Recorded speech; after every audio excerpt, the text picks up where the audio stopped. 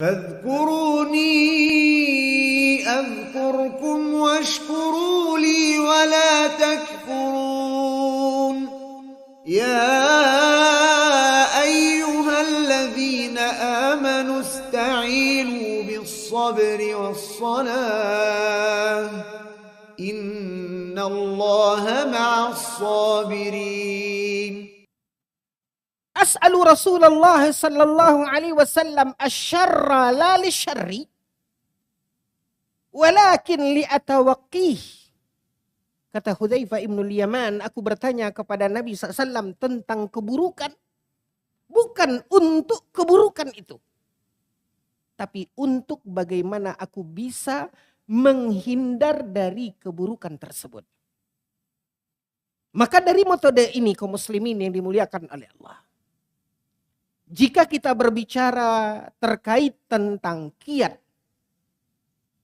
upaya kita, bagaimana agar kita bisa istiqamah di atas hidayah yang mulia ini. Maka kita melihat dari sisi keburukan. Jalan yang dapat menjerumuskan kita dari keistiqomahan. Karena manusia ikhwatal iman ada kalanya diuji oleh Allah Subhanahu wa taala dengan jalan keburukan. Dan inilah yang diistilahkan di dalam bahasa Al-Qur'an dengan fitnah. Walaupun istilah ini telah menjadi istilah di dalam bahasa kita yang sering dimaknai dengan maksud fitnah yang berarti tuduhan. Sesungguhnya fitnah di dalam bahasa Arab maknanya adalah ujian. Maka manusia, orang-orang yang telah Allah terangi hatinya dengan hidayah, itu biasanya diuji dengan dua ujian keburukan. Ada fitnah yang disebut dengan fitnah asyahwat, ujian dari sisi syahwat, dan ada fitnah yaitu ujian dari sisi syubhat.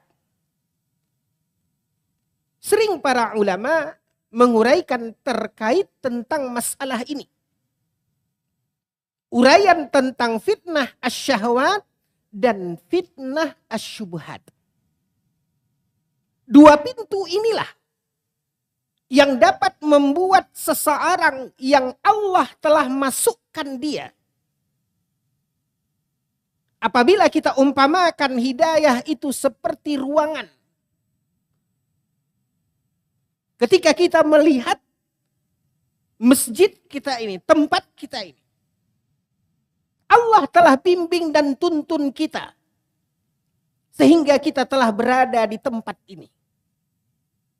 Bila kita umpamakan tempat ini adalah hidayah Allah. Agama yang mulia ini. Maka berhati-hatilah kita. Jangan sampai kita keluar dari tempat yang Allah telah bimbing kita. Sehingga kita telah berada di dalamnya. Bagaimana kita bisa istiqamah, konsisten di dalam hidayah tersebut. Maka ada dua celah. Yang akan membuat kita terpental keluar dari ruang hidayah tersebut. Dengan Allah Azza wa Jalla mendatangkan ujian, yaitu dari fitnah asyahwat dan fitnah asyubhat ini. Jalan inilah ikhwatal iman. Yang dilakukan dan dijalankan oleh iblis, yang tidak akan membiarkan orang-orang berada di atas kebenaran. Selalu saja iblis berusaha untuk membuat orang-orang yang telah Allah selamatkan itu, bagaimana bisa mereka tergelincir.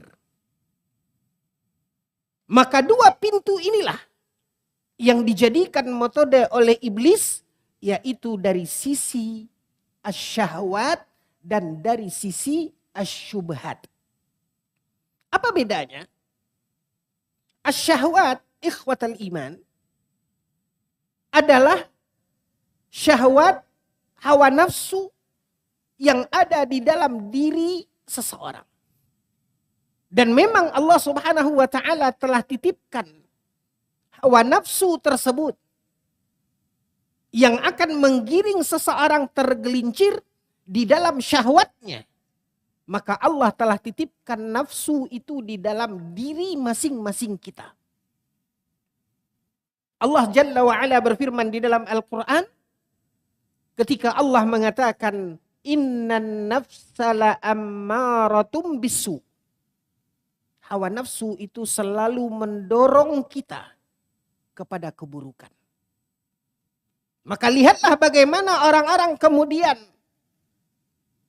lari dari hidayah.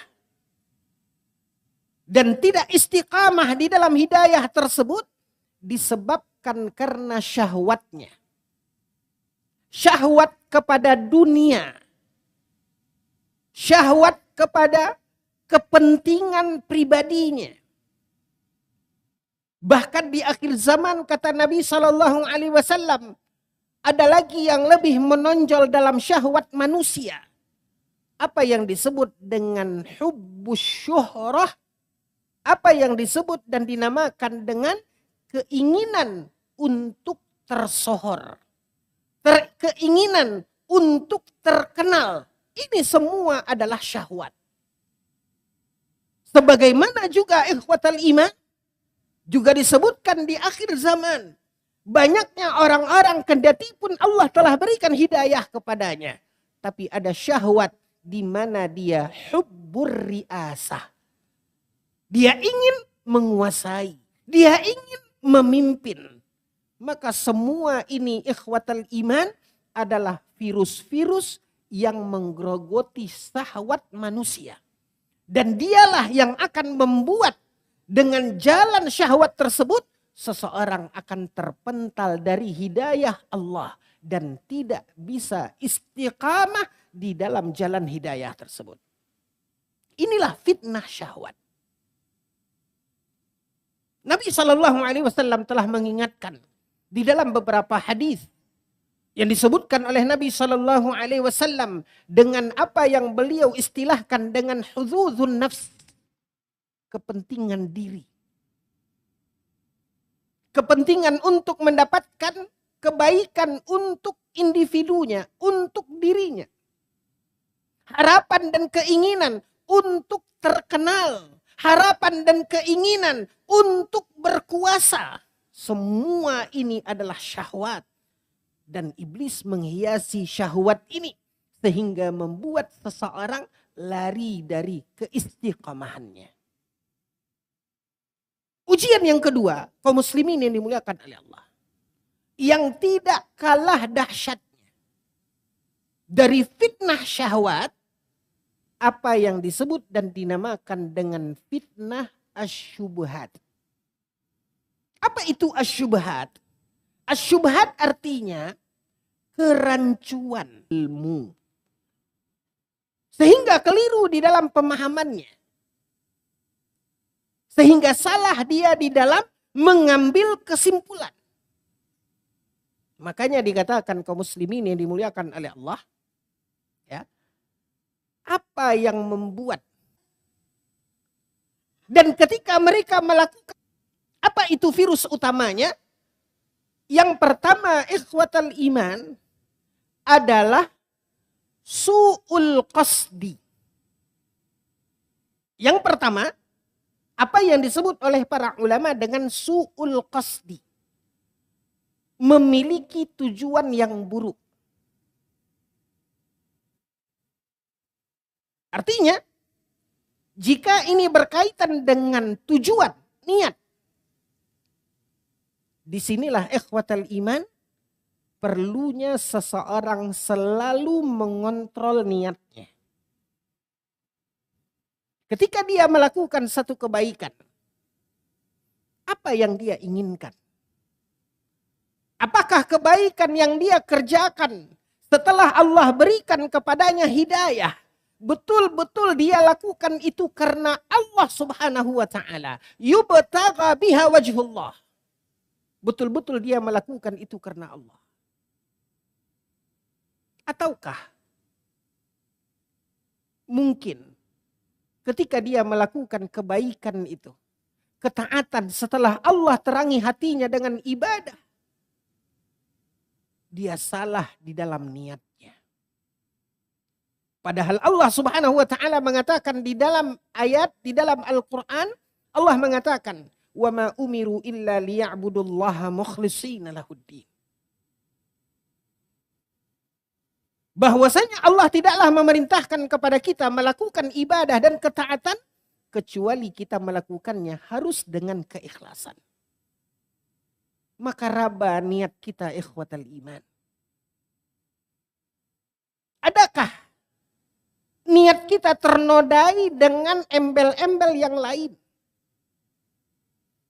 Karena bagaimanapun ketika seseorang melakukan sesuatu dengan niat yang tidak baik, maka tidaklah Allah Subhanahu wa taala akan menerima apa yang dia kerjakan tersebut.